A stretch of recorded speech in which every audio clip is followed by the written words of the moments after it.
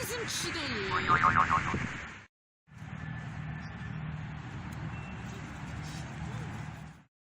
Dur. Sərdə səninlə deyiləm, dur.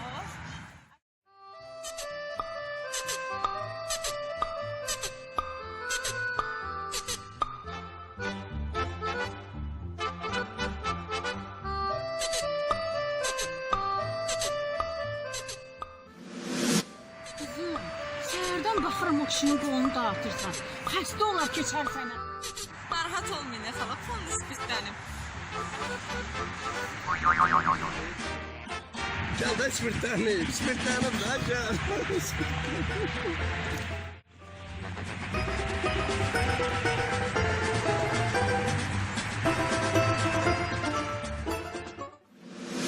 Dur. Sərdə səninlə deyiləm.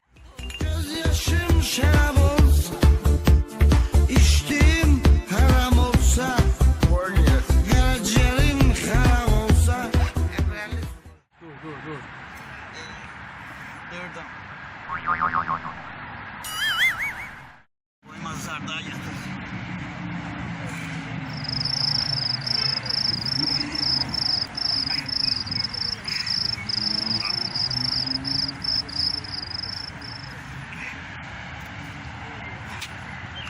Burada avtovokzal hardan gelə bilərəm? Buradan kardeş, değilsiz. Ora 50 metre yok zaten. Oradan dönsün sağa, oradan da sola. Sağ ol. Oradan da ekşen Sağ ol.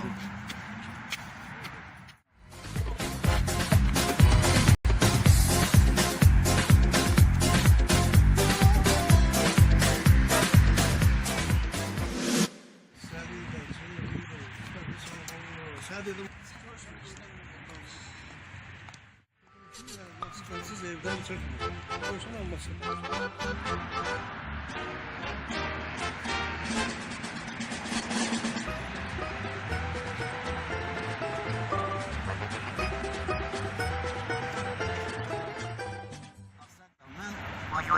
hansı tərəfdən gedə bilərəm?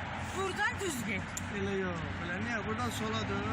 Gel yol öze erim sana yapacağım düz oraya. Yol öze gidecek. Çekler. Yürü gel çıkarsın.